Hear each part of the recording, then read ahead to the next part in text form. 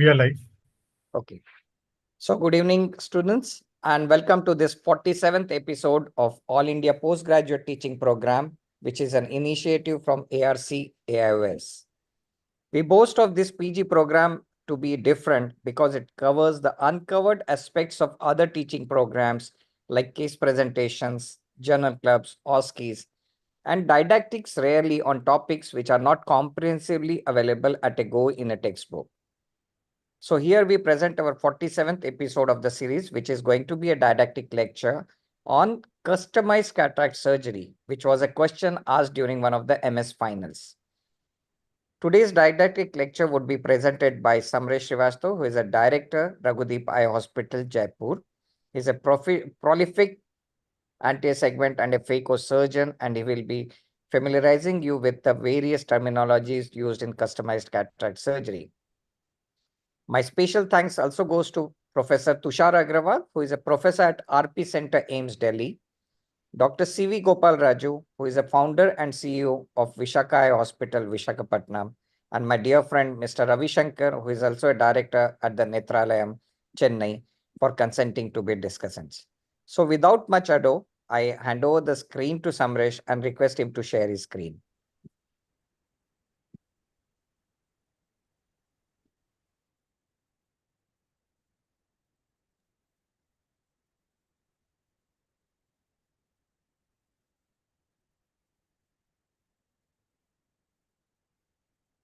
You are muted, Samresh. Yeah.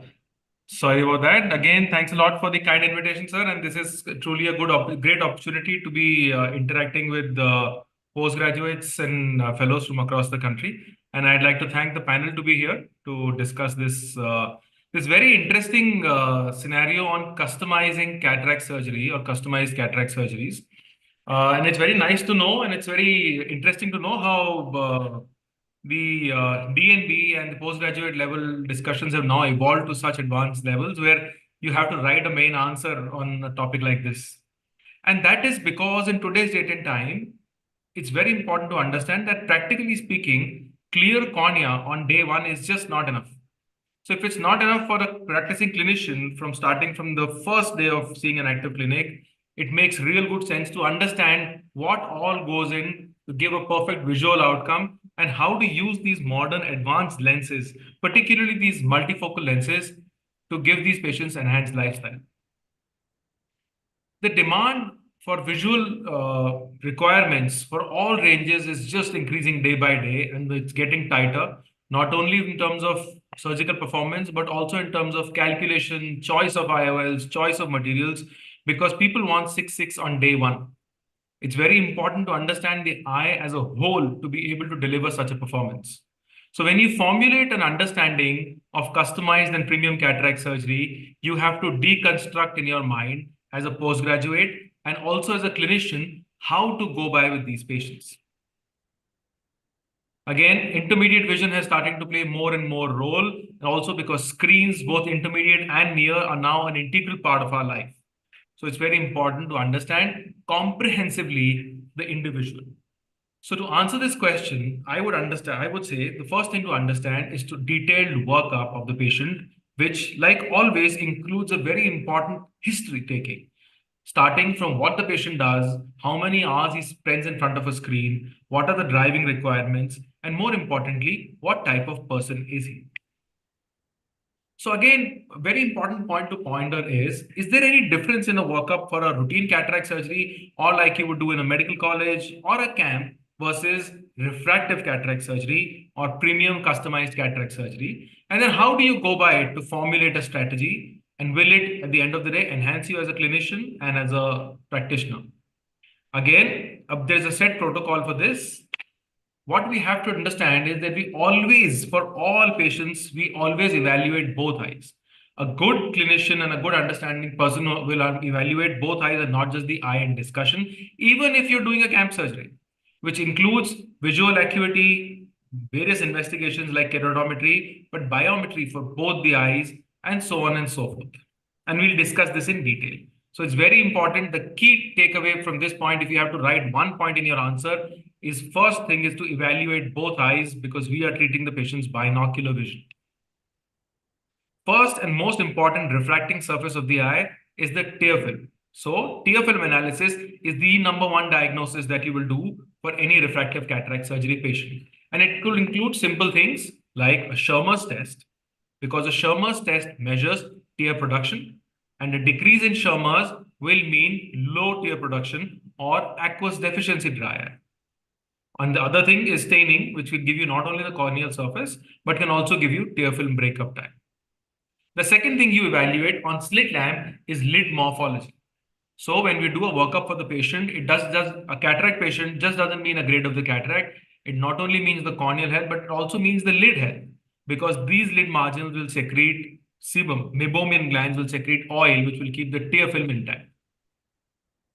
Dry eyes have many potential concerns, and apart from the fact that it can cause redness, foreign body sensation, so on and so forth, the most important problem is that dry eyes will cause unreliable biometry. And I want all of you to understand why that will happen and why is it important in these patients. It's because the tear film, as I said, is the first refracting surface of the eye. It's not the cornea. Just to show you an example. This is the patient. We did a topography. So this is a Placido topography. And this is the patient's profile of irregularities in the eye, or what we call in our mathematical terms as aberrations. We put a lubricant eye drop, stabilize the patient for a few days, and look at this. This is before on the left and after a few days on the right. What is the striking difference? The astigmatism is from 0.5 is completely gone. Now, this is a game changer, okay? Because if you diagnose astigmatism because of a poorly done diagnostics and you put a premium lens in this condition of an eye, not only will you be picking up the wrong astigmatic power, but the real problem is if I were to implant a lens in that eye first time, maybe I would have put a 21 diopter lens based on this biometry. But I repeated the biometry for the patient after a few days. And what happened? It went from 20, 21 to 20. I jumped one diopter in my refractive power. Why? It's very important to understand why. Is because my K readings changed over there. And that is the importance of doing proper diagnostics when you're doing a premium IOL workup. First thing is to make sure your tear film is stable. Okay. Then other things, you must also document things like lid parallel conjunctival folds or lip puff. So it's tear film, meibomian gland, and lip puff so far. Tear film breakup time can be done on slit lamp. And if you have advanced diagnostics available, you can also use corneal topography for the same purpose. So if you notice, corneal topography will give you indication of what all the tear film, how fast the tear film breaks. So a good tear film versus a bad tear film. And I'll just play this out for you to have a look that if you ask the patient to hold their blink, the breakup of these Myers of a Placido topography will be an indication of dry eye. And this is where the first dry eye spot will come. So the first and the most important diagnostic tool that will come to your aid is a topography. A topography will not only give you details about the corneal surface, but also about the dry eye status. The second most important diagnostic tool is a specular microscopy. Because when you're doing these premium IOL patients, you have to evaluate the whole eye's suitability for the surgery, and you want the eye to be good from front to back.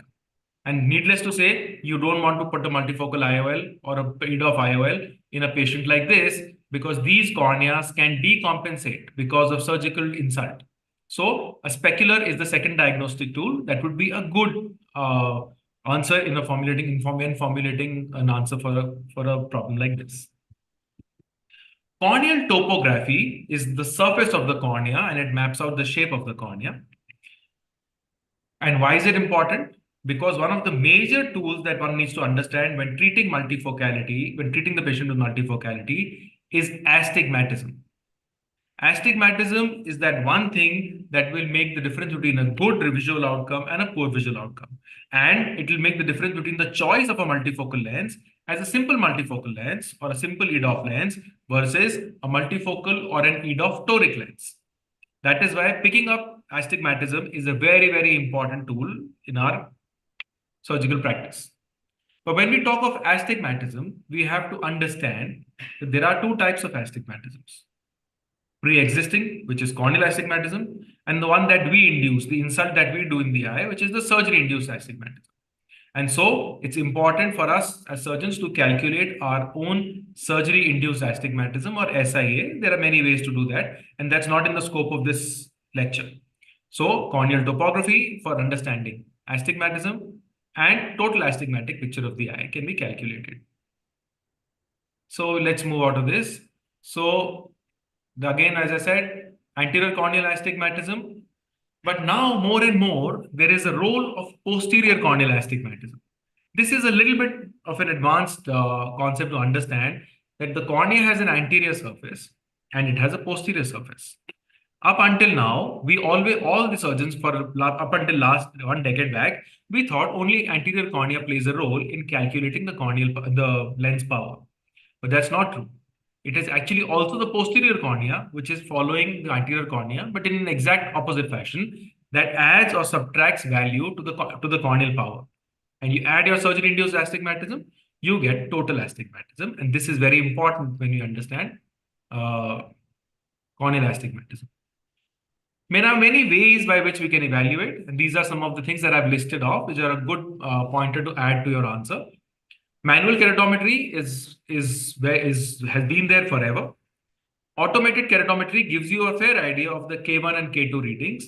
But when we are doing customized cataract surgeries or customized to patient's eye, I think it is very important to understand that topography, at least a ring-based placido topography, is a must to understand the regularity of the corneal astigmatism in order to be able to guide the patient whether, number one, the patient has a regular cornea, and second, what is the amount of astigmatism that needs to be treated? Again, a practical pointer is always perform keratometry, even if you're doing camp surgeries, even if you're assisting your surgeons, or if you're doing DNB in centers where you have to do diagnostics. Please don't put any drops, and definitely don't put anesthetizing eye drops, because they're going to spoil your Meyers. You want clear, good Meyers if you do manual keratometry, which are sharp like this, and therefore you don't want to put any sort of eye drops, preferably not even lubricating eye drops. So you have to evaluate the eye in its pristine condition. Again, you want to understand two things about astigmatism. Number one, more importantly, is magnitude, how much the patient has. And like I was telling you before, regularity of the astigmatism. Because you only want to treat regular astigmatism and not irregular astigmatisms if you want to put a multifocal or a toric lens. So this is regular astigmatism and this is irregular astigmatism. And this patient will not see well if you put a lens inside the eye, because the first refracting surface of the cornea is anyways poor. So that's going to cause a scatter. If you put a lens inside, patient's not going to be happy. So no customized lens for irregular astigmatism. Like I said, there are many diagnostics tools that can measure posterior corneal curvature, and this is for academic interest. So you can write anterior corneal curvature and posterior corneal curvature, and this is done using Scheimpflug or OCT now, where you have also posterior corneal elevation that can be picked up. So again, I'm not going to discuss this. The important thing after this is that you need to understand that this is just to show you biometry. When it's done after biometry, we'll just break for a series of discussion.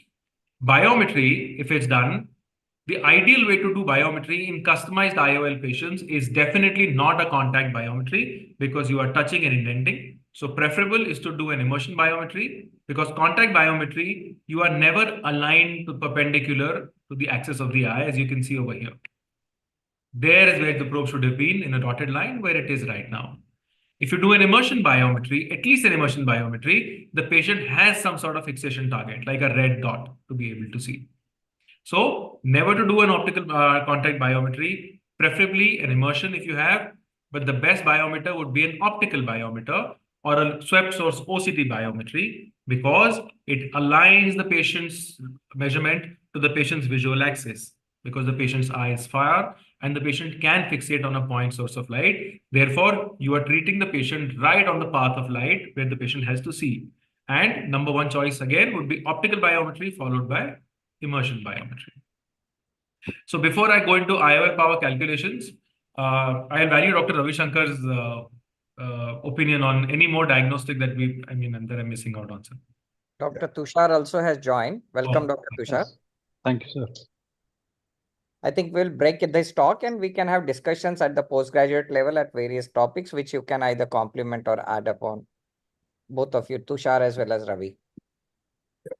Firstly, at the outset, I would like to thank the Academic Research Committee and of the All India Ophthalmic Society and Master Dr. Prashant Bhawankle for giving this opportunity and the concept of taking this to the postgraduate level. That's hats off to you, Dr. Prashant. And coming to Dr. Samaresh's talk, he hit point blank. I was just thinking he's going to talk about just IOLs and biometers, but he was clever enough to talk to the postgraduate level and make them understand that the first thing which is very, very important is the ocular surface. And you may miss lots of things in the ocular surface. And let me tell you, dear postgraduates and fellow colleagues sitting over here, it is no more just a cataract surgery. Now the patient's expectation is beyond, and they are all expecting a refractive surgery. Just a 6/6 N6 is not enough for them. That extra comfort, extra quality of vision, and just not the quantity I was talking, the contrast, everything matters. So in that regard, Dr. Samaresh clearly pointed out regarding the ocular surface. Two things very clear in this point. When you handle the ocular surface and clear the problems over there, primarily, your secondary outcome is going to be perfect. One, the patient may not, if you correct the ocular surface, patient may not complain regarding the dryness or etc., whatever it is, post-operatively, number one. Number two, your IOL calculation is also going to be far, far better when it is going to be a proper ocular surface. Thank you, Dr. Samaresh, for taking that point very, very clear. Thank you, Okay. sir. Dr. Tushar.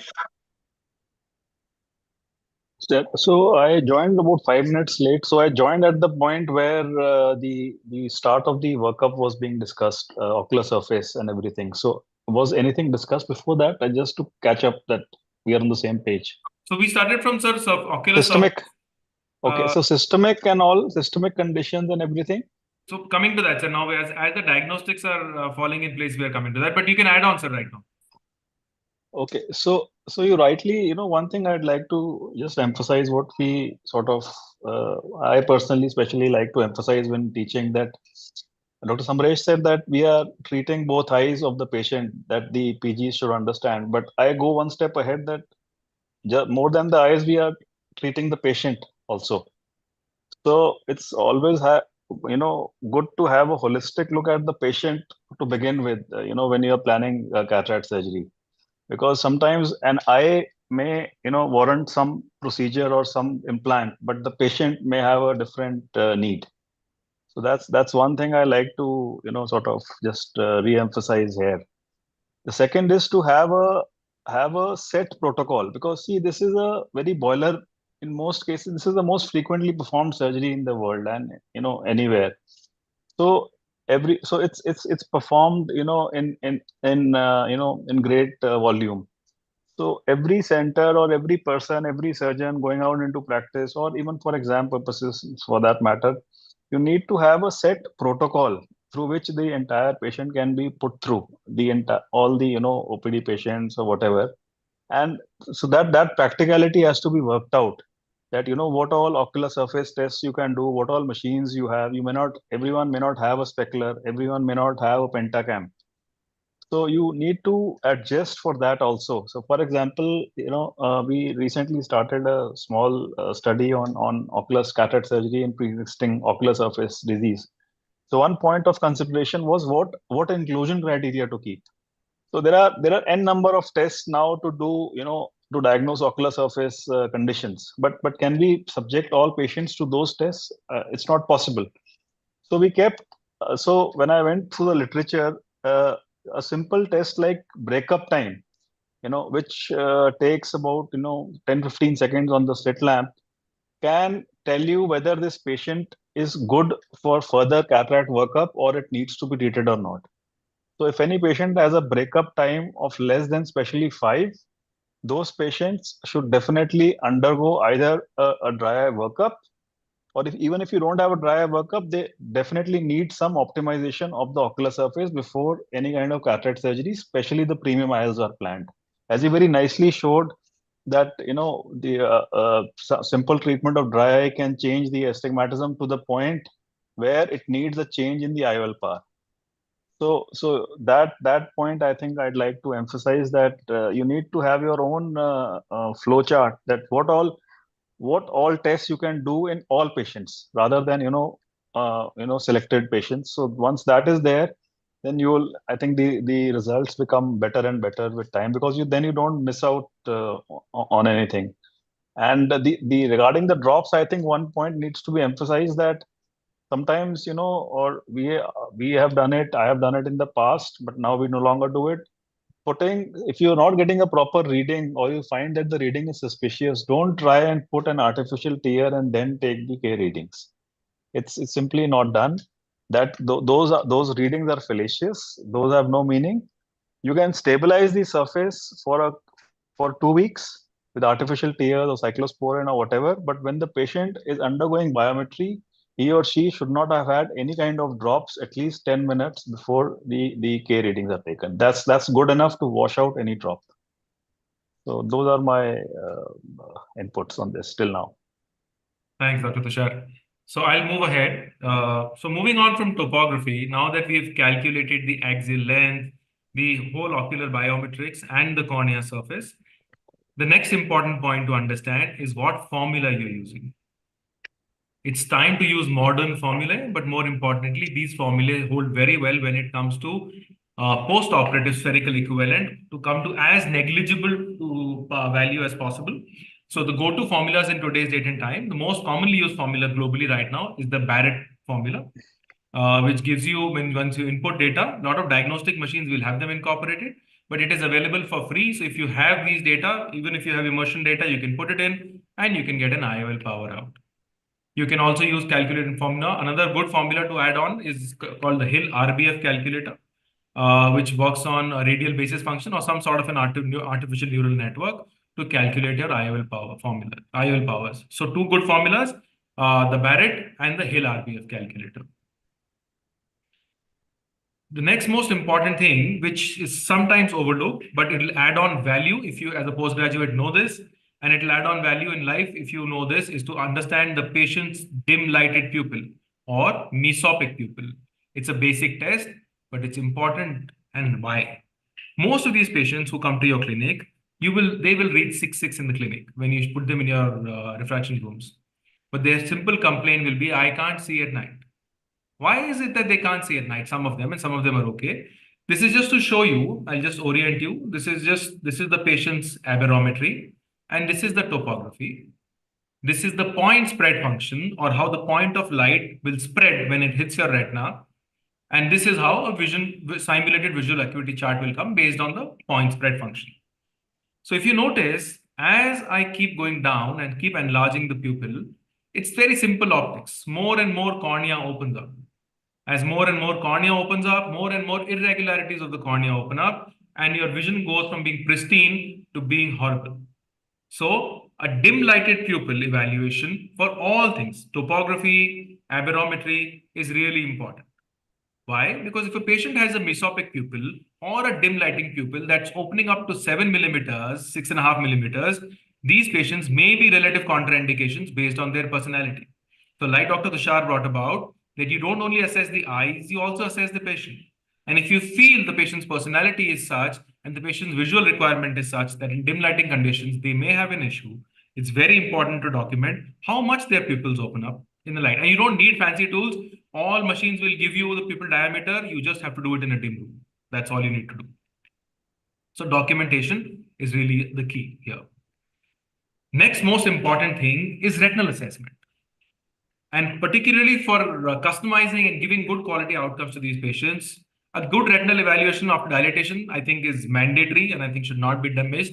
Whether you're a retinal surgeon or not, it's a good idea to pick up the indirect and look at the retinal periphery for whatever it is worth and see if you can photo document if you have a retinal problem. But the more important thing is to do an OCT scan in these patients. Until 10 years back, I would have said, do a potential acuity meter, do a PAM test, and then try to find out what the patient's potential vision is. But now the standard of care has moved from doing that to doing a retinal OCT.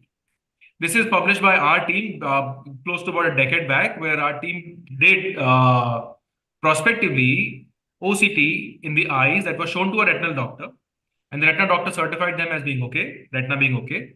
And the retina doctor was masked to the OCT findings. And we found that in the eyes that we saw, all sorts of diseases, from early ERMs to RP irregularities to vitreomacular tractions, was there. Something that was missed by a trained retina surgeon working for so many years on a clinical evaluation, simply because of the grade of the cataract. Because an OCT can sometimes pick up what the eye cannot. Like a macula like this, which looks really normal, but has an epiretinal membrane, which you can see the irregularity there. Now, not the best candidate for putting a premium IOL. Or a lamellar macular hole, or an RP irregularity, or a retina that looks like this, but lands up with a vitreomacular traction. These are the patients where if you put a lens and the visual outcome doesn't come out good, particularly in a lens which is diffractive in nature, the patients will be really unhappy. And somebody is going to diagnose this problem after the surgery, and it's going to become a little bit of an embarrassment. So as a matter of policy, I think also when you answer a question, when you formulate an answer on what tests one should do for a customized cataract surgery, I think the simple thing is to start from the surface of the eye. Do the tear film, do the anterior corneal curvature using topography, look at the posterior corneal curvature, then comes the specular, then comes the pupil, then comes the retina and the optic nerve. And that is how you work up a patient from front to back to get a comprehensive picture of the patient's entire eye. Once you've done that, again, like both Dr. Ravishankar and Dr. Tushar said, you have to formulate a strategy. What I tell my fellows and postgraduates is and my fellows in the hospital is to write down the strategy, like a roadmap on how you're going to talk to the patient. What are you going to explain based on the findings? Rehearse it well in your mind so you don't have to look at a piece of paper when you talk to the patient, because he'll judge you by your confidence, and your confidence will help them making a decision. And then you sit down to the patient and give chair time. And give ample chair time for a movement of information from both sides. First, we absorb the information to understand the patient's personality, the patient's job requirements, patient's difficulties, and patient's peculiarities regarding their lifestyle and their body language, and then deliver what we feel is best to the patient in terms of choices of lenses. So before I delve into now the design and types of multifocal lenses, I'll value comments from the panel. Yeah, Dr. Prashant, can I? Please. Yeah, Dr. Samresh, once again, with due respect to Professor Dr. Tushar Agarwal and Dr. Prashant Baunkule and all the examiners for this postgraduate students, I really appreciate you, which you did not mention about any trade name or any company's name during your presentation from first slide to this slide. Really appreciate it. That's what is very, very important. I also tell my postgraduates, because they say, IOL master, lens star. That's what they openly say. They should just tell optical biometer, whether it is immersion or whatever it is, etc., secondary. Those trade names try to avoid in your examination, because customized cataract surgery was an exam question, as rightly Dr. Prashant said, in an MS paper. So try to avoid those trade names. And one thing, Dr. Samresh told about the optical biometer. But as an examiner, sometimes the examiner will expect you to talk about A-scan keratometry primarily, and then go to the other side of optical biometer or the latest sophisticated gadgets which we have. Definitely all these equipments and gadgets help us to make life easy for us to perform a fantastic surgery, refractive cataract surgery. But whenever you answer for your paper, answer for the question, answer for the examiner. That's what is important. So talk about your basic A-scan, biometry, keratometry, etc., and then go to the higher optical biometer, etc. That's one thing. The second point which I would like to add is OCT is a fantastic tool. I do agree when your cataract is quite dense, when the optical coherence tomography cannot be performed and the rays doesn't reach the retina, In that regard, you may even clinically not able to see the retina properly. Okay, those cases, well and good, fine. With a little pinch of salt, add a caution and talk to the patient, telling them this. But when you have an opportunity, or if there is a facility available for an optical coherence tomography, never miss doing it, because that's one tool which has changed the life of many ophthalmologists in the recent past, at least for the past 8 to 10 years, a decade, where it has helped us. Nowadays, I think my fellow moderators and the speaker would agree with the point that we are seeing a lot of epiretinal membranes nowadays. Earlier days, you may not see probably a 90D quickly straightforward search and find out, then you may see it. But with an OCT here, we are picking up a lot of epiretinal membranes. So likewise, knowing there is something on the retinal pathology over there, you can talk to the patient and even talk about the outcome. That's a wonderful point you added there, Dr. Samresh. Professor Tushar Agarwal, over to you. It's fine by me. Are we going to be talking about the pressure and everything? Because No, so I mean, I know I've skipped a very basic part of it. We are doing it only eyes that are good for the eye. So initially I put up in the first slide as a thorough evaluation, sir. Okay, fine. Let's move ahead. Yes. So now that we have done a full workup for these patients in order to understand the eye, and we have come to an understanding that the eyes from the surface down to the retina, and like Dr. Tushar said, optic nerve, are good. There is no comorbidity in the eye.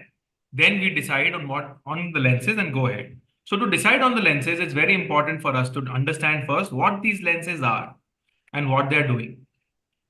We have to understand that, generally speaking, when you are extending a patient's or a person's range of vision by using artificial lenses, you are dropping slightly the quality of vision. But with the modern lenses, that gap is closing down. Many lenses are available in multifocality today.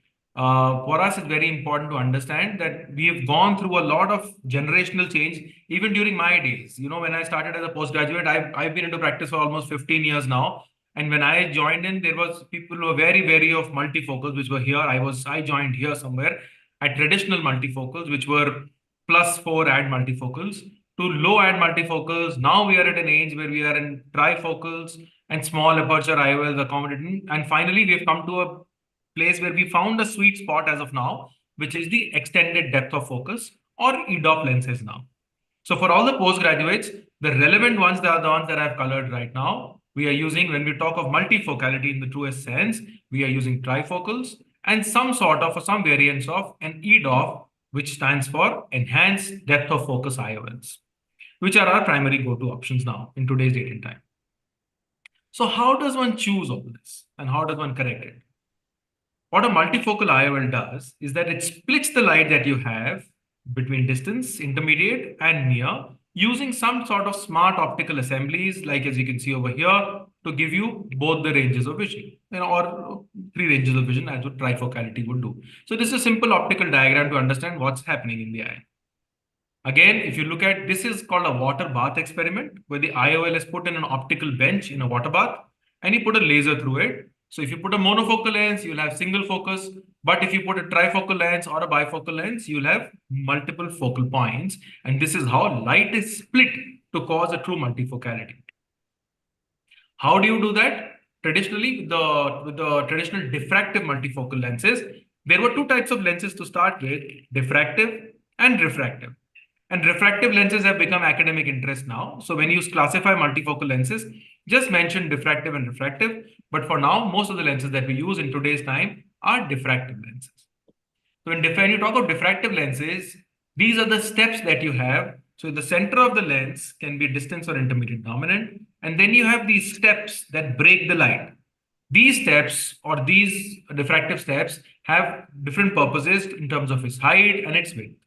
So the first thing to understand is that the width of the step determines the addition power, or how close the patient will see. +4 will see at 30 centimeters, +3 will see at 34 centimeters, and +2.5 will see at about 50 centimeters. So if you increase the width versus reduce the width, you're going to change the power of the lens. Again, The narrower the steps, the higher is the addition power. So you will have to add more steps. The wider the steps, the smaller is the addition power. So again, to understand, wider steps means less addition power and you will need lesser rings. So a lens which has intermediate vision but not great near vision will have a lesser rings than a lens which will give you complete near vision. So typically a trifocal lens will have more rings if you look at it as compared to an intermediate dominant lens, which will be a little less. This is how it is done. This is just a diagram to understand that if you want to have more power for add, you will have to put more rings, as you can see over here, versus the lower intermediate add lens. The height of the step, on the other hand, determines how much energy is being distributed in different zones. So width is for add and height is for energy. Again, if you have a higher step, you have better light for the near vision. And if you have smaller steps, you have more light for far vision. This is the basic optic principle of a diffractive trifocal lens. So a diffractive trifocal lens will have two zones. It will have a central zone, which is a distance zone or intermediate zone, and it will have steps. Height of the steps will determine how much energy goes from distance and near. The higher the steps, the better light distribution to near, poorer light distribution to distance. And width determines how much add you have. And this is how a typical design of a diffractive lens would be. Some companies have smarter modifications like apodization, where they do these are all different companies using different ideologies. So apodization means the step becomes shorter and the frequency of the steps become larger as you go from center to periphery, so that it becomes less and less pupil dependent as compared to traditional diffractive lens. So apodization is a way to make the lens less pupil dependent. Okay, variable step height from center, again, for definition's sake, variable step height from center to periphery is called apodization. And these are again different ways and different companies' proprietary ideas to give you the best quality of vision in the patient's eye. So again, like I said, multifocal lens gives you this distance, and because of these steps, height and width of these steps, you will have different additional powers. Again, as I said, we've gone from +4 to plus 3.75 to +3.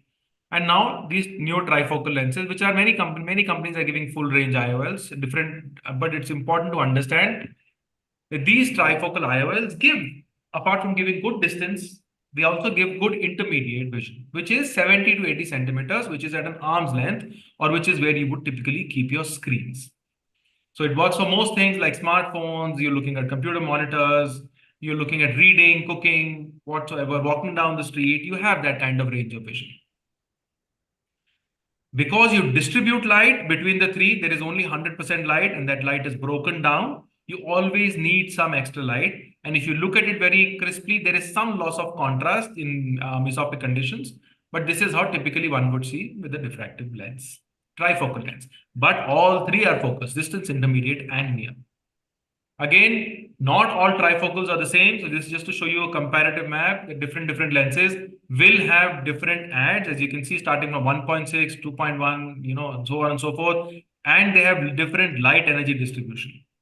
In the light energy distribution, we always have to understand that there is always some amount of light lost. As you can see over here, the amount of light lost in different lenses. So when we look at the different lens, we must understand the optical qualities of the lens. All companies will give you what is happening. You need to understand, depending on the patient's profile, one of the most important things is light loss. Again, what is also equally important, and this is irrelevant to the topic at hand, is the type of material that you're using in the eye. Generally, if you're using, if you want to, hydrophobic is a better quality material. And this is, again, as I said, when you choose a lens, it's not only the power and the brand and the quality of vision, but it's also the type of material, because you're putting something in the eye that needs to be not only biocompatible, but also it needs to stay in the eye for a very, very long time. So you want to make sure that the lens that you choose has a good quality of material in it. The problem with trifocals is that you always have some sort of photic phenomenon. Again, that's just to show you a representation. Different eyes will have different photic phenomenon. Photic phenomenon essentially means that when you throw a light or do a glare testing, they will see rings around light. These problems used to be more with the older generation lenses, but with things like apodization and these modern optics and larger zone centers, these problems have become less. But yes, multifocal lenses, trifocal lenses, patients can complain of halos more than glare. And that's because of the design of the lens. It's not a contraindication. It is just something that we need to know and we need to tell the patients upfront so that they accept it. It's best told before the surgery, then after the surgery, because patients will understand and accept what's told to them before, but will hold you responsible for something that they discover after the surgery. So trifocal lenses, no matter what brand and no matter what company, will or have some sort in varied degrees of halos. Whether or not they are visually significant is another question altogether. Again, I'm just going to move out of this. So again, typically if a monofocal lens will give you vision like this, when you're driving, you can see the road, but can't see anything else. And an old generation multifocal will give you near vision, like you can see the cell phone over here. A trifocal will generally give you all three visions, but as you can see, with a certain loss of contrast. So you will have to use some extra light for reading in a patient which has a trifocal lens. So this is typically, this is as you can see, our Prime Minister, again, back to business, again, up since yesterday, day before yesterday's debacle. And this is the kind of vision. So if the Prime Minister needs this kind of a range where he has to see distance, intermediate, near, everything here and there, I guess all the country needs to do it. So if your eye is suitable, this is a good lens to use, and it's a very favorable option. But like I said, the number one reason why people hesitate sometimes to implant is dysphotopsia. Like I said, showed you the photic phenomenon. Mostly halos, little bit of glare. Glare happens with any lens after a cataract surgery, even with a monofocal lens, but it tends to get exaggerated because of the halos that are in the eye. So this is so much for trifocal IOLs. So again, if there's any comments, I will value it from the panel on anything regarding the optics that I may have missed.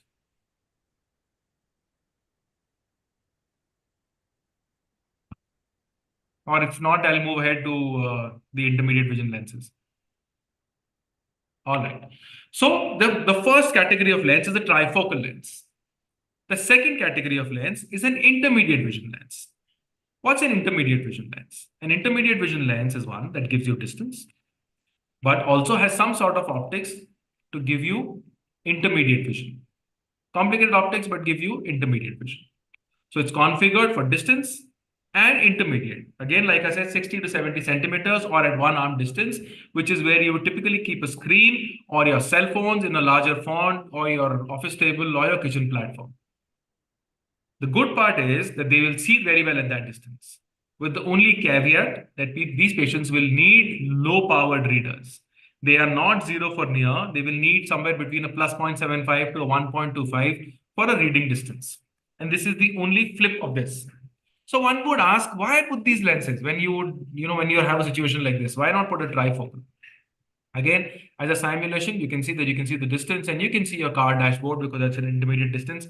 But to see your cell phone or to see your maps, you will still need light pair of glasses. The good part, the reason why these lenses are popular is because number one, the distance vision is crisper than a multifocal true trifocal lens, simply because more light is focused to the distance. If you remember, more the number of rings, more is the light distribution, but lesser the rings in a ring-dependent system, lesser light loss, and so your distance vision is crisper. And because your rings are lesser, the chances of halos are negligible. Even with the older generation of intermediate vision lenses, halos were practically gone. So if a patient needs that kind of vision where halos are bothering, is a night driver, is a night adrenaline junkie, you don't want to put a trifocal lens, but you may have a choice of a lens like this. Another version of an intermediate vision lens is a lens that does not play on the rings or the steps, but plays on increasing your depth of focus, or an EDOF lens. Now, what do you mean by depth of focus?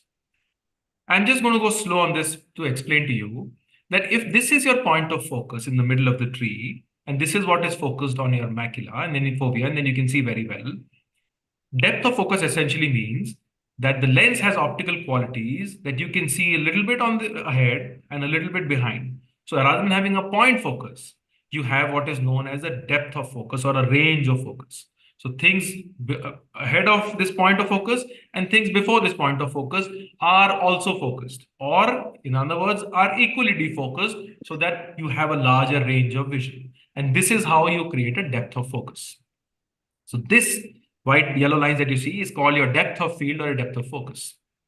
If you extend a depth of focus using some sort of an optical quality of a lens, which we will discuss, you extend your depth of focus over here on the lens substance. So you see this is also equally blurred and that part is also equally blurred. So your field of vision improves from there, one point of focus, and stretches across this.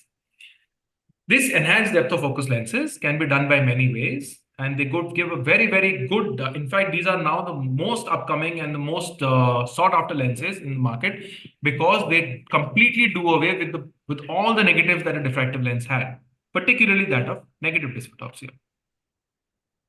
The key difference is light is not split. You are not losing light. The entire light is focused. So if you remember from your first year optics diagram, it's basically like creating some sort of a Strum's conoid where not only there's no one point of focus, but along the entire cone you have a focus range. And that is why these are very good lenses. Again, as I said, and their opinions have been mixed, but particularly good when it comes to dysphotopsia. Now, different lenses employ different tactics. A true EDOF lens, like a Vivity lens over here, is extending. Like I said, if you look at the design of the lens, now this is very complicated, so nobody will ask you about the design of the lens. But because of proprietary designs and creating zones of movement, you create an enhanced depth of focus. So near intermediate distance, everything falls into a stretched wavefront. Like I said, these patients will need reading glasses for fine print. And again, for very dim lighting, they will have marginal loss of contrast. So what I tell these patients and what is a practical solution is that typically these problems will happen when they go to a restaurant to read a menu and I ask them to turn on their phone torch and they'll be able to see better. So, but you have to understand as a postgraduate that everything comes at a price and a little bit of contrast loss is expected in these eyes.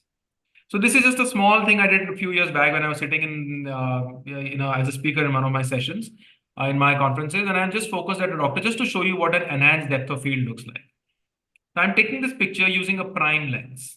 A prime lens is one that gives you very good focus for the gentleman that I'm capturing a picture for over here. But behind him and in front of him, everything else is blurred. And this is what a good picture would be in a cinematic sense. This is typically how a monofocal lens will behave. But I flip my lens and put an EDOF lens or a stock lens, which gives you range. So you can make out that, right from Dr. Basavada to Dr. Nagvekar, everything is focused. Even beyond that, things are focused. For an eye like ours, if I zoom in and show, there'll be far more focus here than here. But the practicality is that if a patient has a range of vision like this, look at the doctor here versus the kind of focus over here. This is what an enhanced depth of field or enhanced depth of focus lens will do. This is not new. It's being played out in optics and in cameras every day. We are just using it in the eye now. Again, you can do this depth of field also by certain smarter lenses for academic interest is by using lenses which have smaller apertures. Smaller aperture essentially means a pinhole in the eye. A pinhole stretches your point of focus. So as you do a refraction as a postgraduate and you put a pinhole, patient sees better because the depth of focus becomes larger and the cone of light entering becomes smaller. So if you induce a pinhole, you will stretch the depth of focus. And this is a simple optics diagram to explain you the same. Many lenses will come in these varieties. Again, because you put a pinhole, you reduce the contrast compared to a normal eye. Another version is a lens which uses these steps on the posterior part, but these are not true diffractive lenses, and they use chromatic aberration to stretch your wavefront. So you can stretch your wavefront using spherical aberrations. You can stretch your wavefront using pinhole, and you can stretch your wavefront using diffractive optics and chromatic aberrations. These are the three ways an EDOF lens will work. And so typically, this is how all the different types of multifocalities in today's environment work. Diffractive versus EDOF. Diffractive are trifocal lenses. EDOF lenses can be diffractive, can be spherical aberration induced lenses, or small aperture lenses. Diffractive lenses will give you generally good, trifocals will give you distance, intermediate, and near, while the EDOF lenses will give you distance and intermediate. You will need glasses for reading, but you will do away with all the negatives that a trifocal lens has. So I'd like to break here for comments from the panel.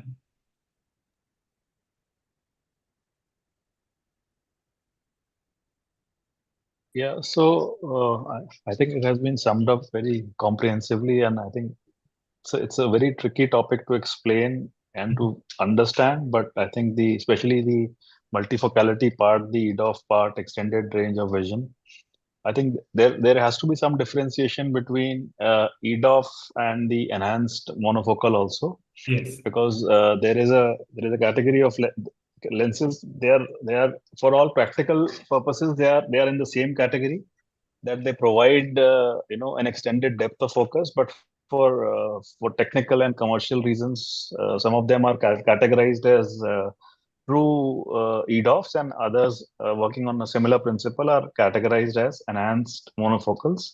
And as he very rightly said, the enhancement part is that you get a range of vision in which everything is equally focused, or to say equally blurred.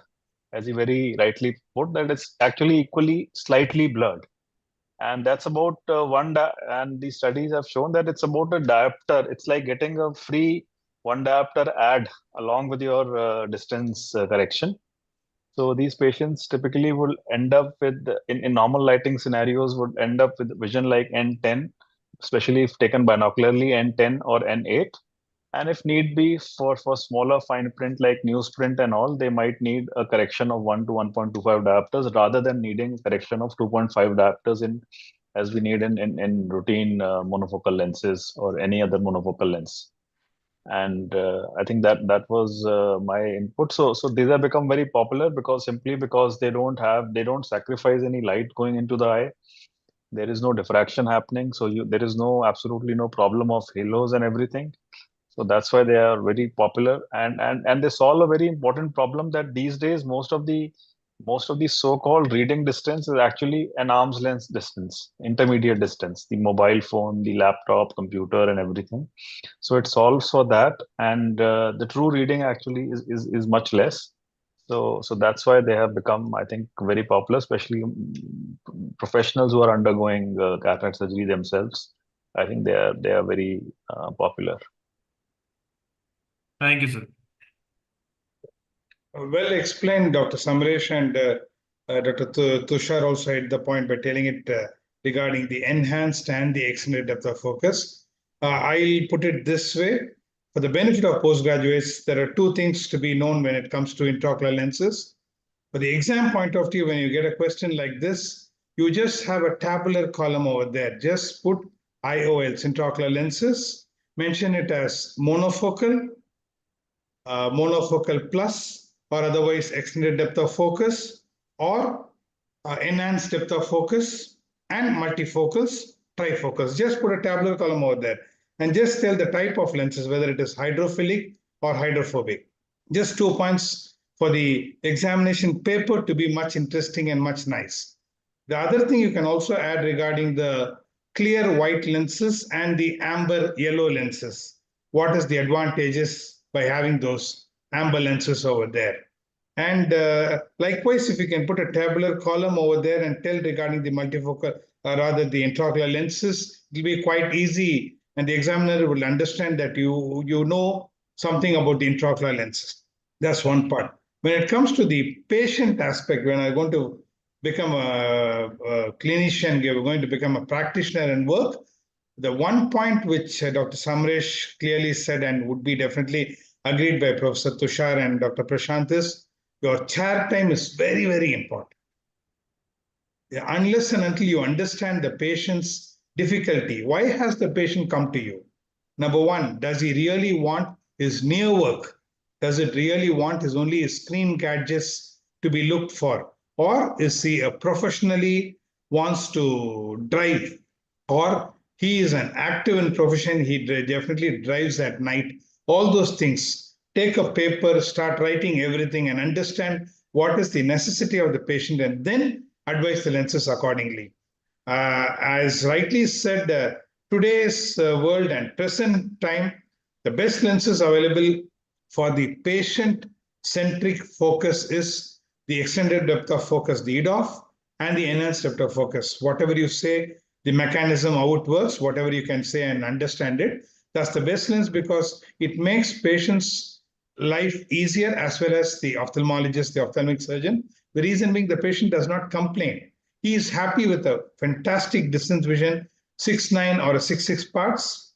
At the same time, his intermediate, his computers, his laptops, his mobile at arm length. And reading, of course, you can make them understand you'll require very small power, Nowadays, most of them, the newspapers are even read on screen gadgets. So these things, very, very important. Try to understand. Thank you.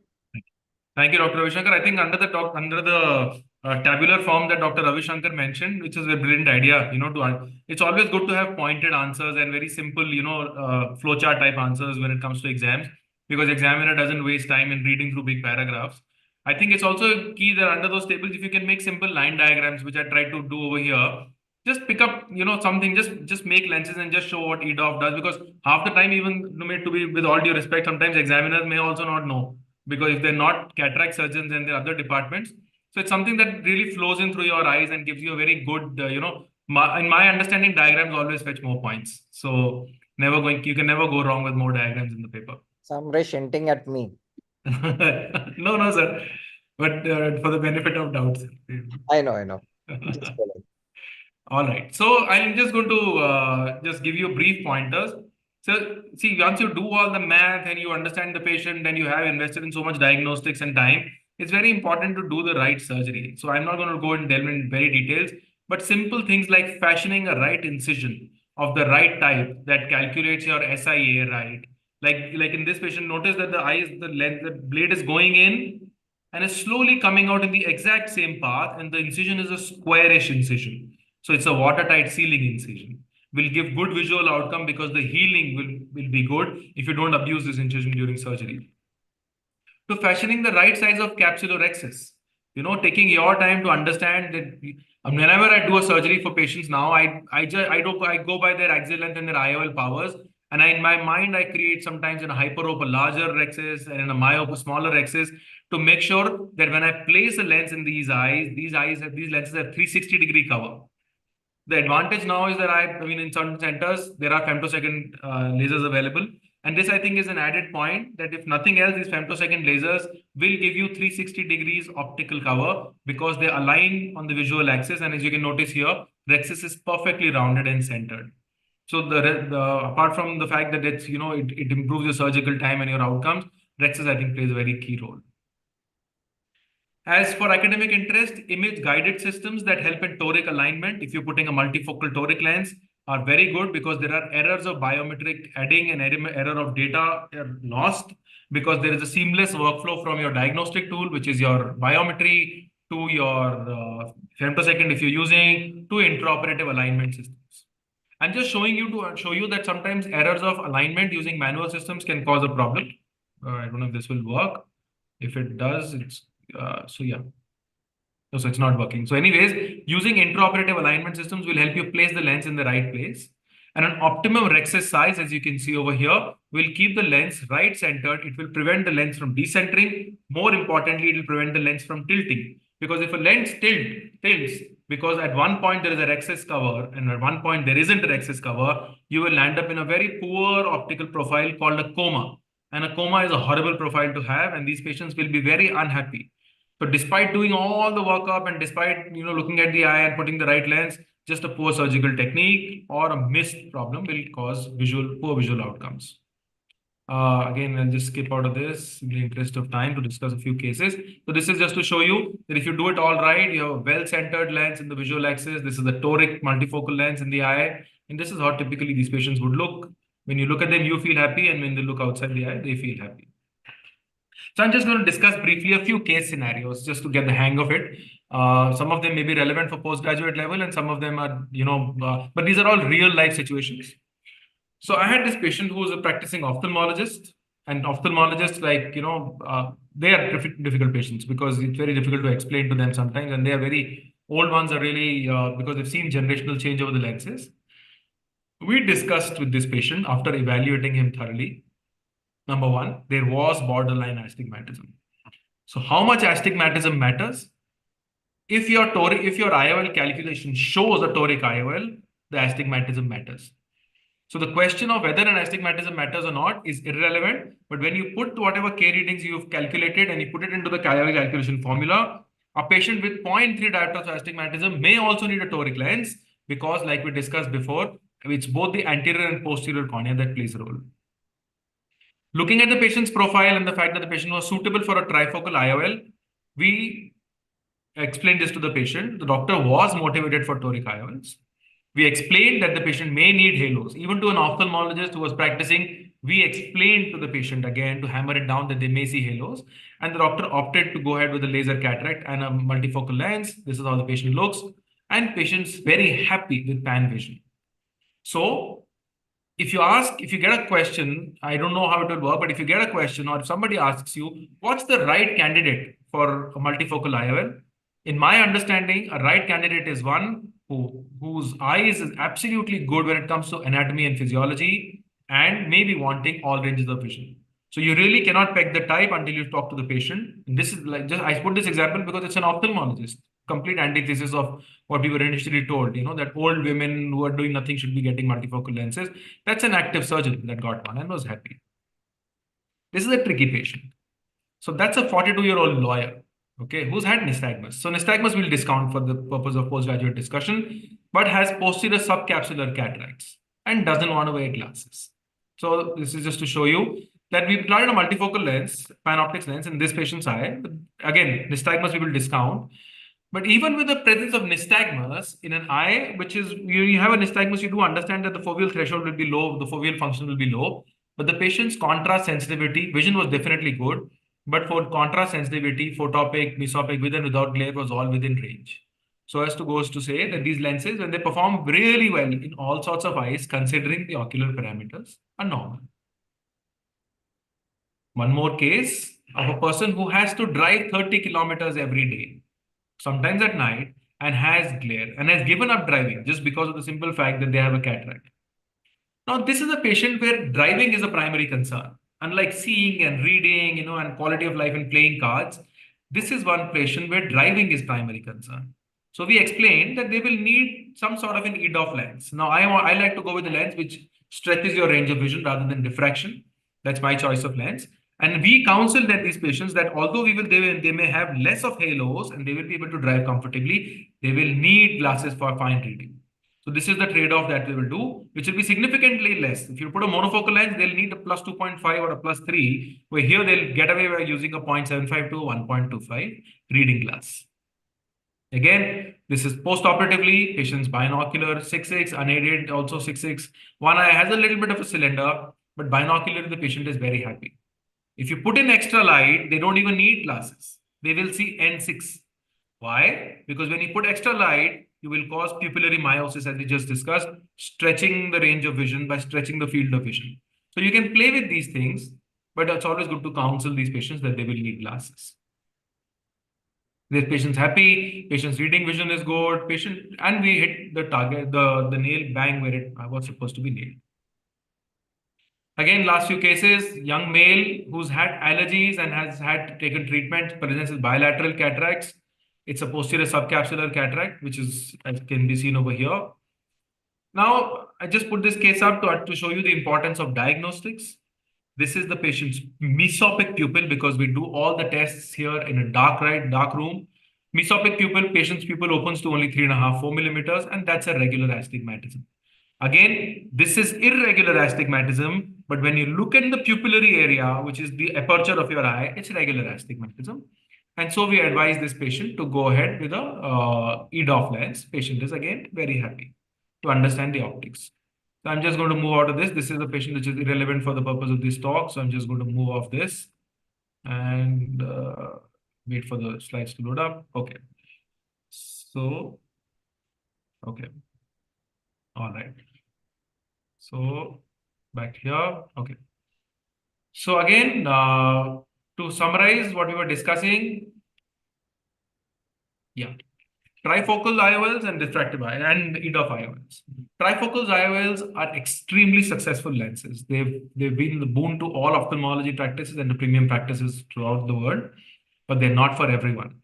For those patients so if you have an optimum eye with a reasonable patient psyche, is not very demanding for night driving, has low mesopic issues, trifocals are the best lenses. EDOF lenses are also extremely good lenses, but are more for younger people because, to be very honest, I'm 44. I don't read paper. For me, everything is on screens. I hardly read any print. So if I were to have a surgery, I would want something that gives me essential, and I like driving, I like going out in the night. So I would want something that gives me more range and more comfort there. But again, for the purpose of postgraduate level, generally for both the lenses, healthy eyes are the ones that you want for presbyopia correction. You don't want to discuss about unhealthy eyes or early diseases at a postgraduate level. So these lenses, whatever lens you're putting, are meant for good, healthy eyes. So just to summarize my entire 1 hour of discussion over here, if I were to put up an answer to a question of customized lenses, I would start with patient workup, talk from epithelium, from tear film all the way to the retina. Important to emphasize that you evaluate not only the eyes, but like it was discussed, it was brought about very importantly by Dr. Tushar, evaluate the patient, evaluate astigmatism, because astigmatism is a clincher. You leave astigmatism, you have a bad patient. You have to treat astigmatism. Evaluate foveal function, macular function. Choose the lens based on what's your strong point, what's the patient's requirement. Have a good surgical technique. Write down 2 key points. Perform a good central rhexis. Make sure the lens is centered. Make sure the lens is aligned well. Patient is followed up with good topical medications and make sure there's no inflammation. And that in the end is going to give you a happy result and good marks in your answers. So with that, I'd like to conclude my talk and it's open for discussion. Thank you. Great talk, Dr. Samresh. You really was very lucid and made it simple for the postgraduates to understand the various concepts. Now, Dr. Tushar and Dr. Ravi, please add it. You can some compliment few things. Yes, first of all, as you said, it was a very comprehensive, I think more than 200 slides, but yet, it was not boring. I mean, he kept the flow going very nicely and broke it up nicely into sections. One thing is that toric lenses, I think to begin with, they were clubbed as premium lenses, but now I think it's part of general practice.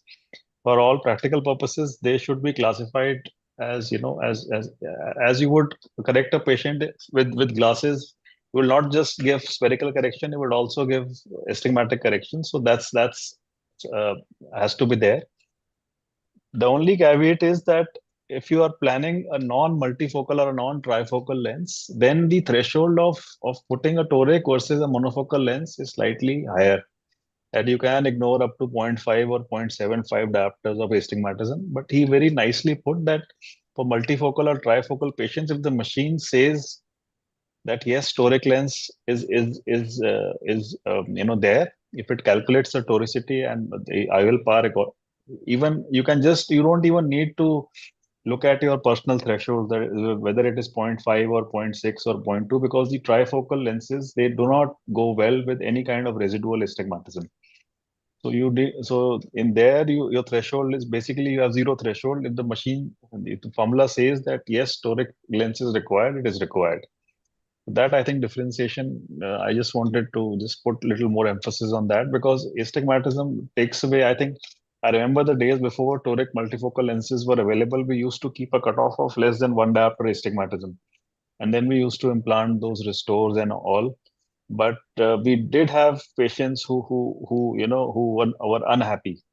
And with the addition of toricity, with the trifocality, I think it has greatly increased the value of the trifocal and multifocal lenses by themselves as such. And while selecting, I think he pointed out all the criteria very nicely and clearly. If the patient's job requires night work, outdoor night work, I think that is a critical factor which would sort of impede or put a negative thing on the if you have an idea of putting a trifocal. Barring that, I think everyone else is a candidate for trifocal lenses these days. If the job is dependent on the like as you said, driving, if a commercial driver or a pilot or something like that, or so those patients, I think one needs to avoid. I would avoid. But barring that, I think that the span of the patients in which I would put a trifocal lens now is much wider with the current technology and the addition of toricity to the multifocal lenses. So you mean, Dr. Tushar, now monofocals will be a history in short while? Oh, they will have, sir, because all your patients will need monofocal lenses. All patients coming from the retina side. So, all patients undergoing vitrectomy, who have undergone vitrectomy, who have macular edemas and all those things, they will still remain in use. But what I meant was that if 10 years back, I would say 20, I would plan a multifocal lens in about 10 to 20% patients. Now I think it has gone up to the majority of the patients. Uh, so that As Samresh said, in a healthy eye, multifocal or a EDOF is must. Right, sir. I mean, like Dr. Tushar said, for me, if I have a fellow that I have to give surgery to, it's sometimes difficult to find a simple monofocal lens in the list because toric is such an uptake, and yes, with the modern IOL calculation formulas, as low as T2.5 is correctable. So typically, I would leave the patient with a monofocal only if the residual astigmatism is with the rule. Like sir said, 0.5 is my threshold, but with the rule, because the whole yeah, world is vertically yes, oriented, yes, it doesn't yes, differentiate. yes. On the other hand, if it's against the rule astigmatism, it sort of adds to the blur. But that's a very good point. The fact that you can still get away with the monofocal lens if you're putting, if you're not planning a multifocal. But if you're doing any sort of EDOF multifocality, just knock out all of it Because completely. it also sort of takes into account the expectations of a patient. A Absolutely. patient undergoing a surgery with a monofocal lens has a certain has little lesser expectations from the surgery itself. A patient who's upfront going for a trifocal lens definitely has more expectations from the surgery itself. That's why I said that. Absolutely. Ravi? Yeah, answering your question primarily, Dr. Prashant, whether monofocal is going to become an history, definitely not for the next half a decade or even more than that. The reason being, where the ophthalmologist is practicing is important. It depends upon the geography of that area and the patient's affordability and the patient's understanding regarding the other lenses and paying capacity. So probably in rural sectors where ophthalmologists are practicing and doing a fantastic surgery, they would still prefer a monofocal. But when it comes to an semi-urban or urban sector, definitely, I think the monofocal percentage, as rightly said by Dr. Tushar, that its numbers are going to be very, very less. We need to meet the patient's expectation. So that's why the EDOF lenses or the trifocals are going to be almost 65 to 70% of their entire 100% of surgery, probably down the line, at least for the next 5 years. When something new comes in, we may change. That's what. And coming to the postgraduates, anyway, we are passing time. The usual the 9 o'clock, but still for the benefit of the postgraduates, it was a fantastic talk by Dr. Samresh. Please go back and just take all the messages Dr. Samresh has given and the panelists have told you also is very, very important. And it's definitely easy to pass an exam. It's not that tough. It's because if you are strong at your basics, if you know what are you writing on your papers, if you are bold enough to sit in front of an examiner, like Professor Dr. Tushar Agarwal, then definitely you can definitely pass out in flying colors. I don't deny that. But at the same time, in the beginning of the session, Dr. Prashant was very, very clear to me and Samresh, even before the Professor Tushar joined. He was very clear. He was telling, just talk basics. That's what our postgraduates need. That's what beginners in a customized cataract surgery needs. And definitely that point was rightly put up in this webinar. And hats off to all the people who are responsible to making this webinar a grand success. Thank you. Thank you. So I think we have already overshot the time. So postgraduates, I'm sure you must have understood what you are supposed to write in such a question where it is asked as customized cataract surgery. Well, Professor Tushar, Ravi, and Samresh, This was a question in a long question, LAQ in a MS exam finally. And actually, this all things are not put together in one go in a single textbook. And that's why we wanted it to be simplified so that the students understand how they can comprehend and get all the topics together in a nutshell and in a short way within a stipulated time. So thank you, Samresh, for so lucidly presenting such a elaborate talk, I should say. And Professor Tushar, and also Ravi for complementing and adding to this topic and making it so easy for the postgraduates. Even me as a vitreoretinal surgeon, I found it many of these concepts which were apodization and all trifocality was more of a bouncers to me previously. Now I can understand the physics and the optics part of it. Thank you, three of you, for making it so lucid for my postgraduates as well as for me. And we are thankful to you on behalf of team ARCIS. Thank you once more. Thank So you. thank you. Thank you. Okay. Bye-bye. Thank you.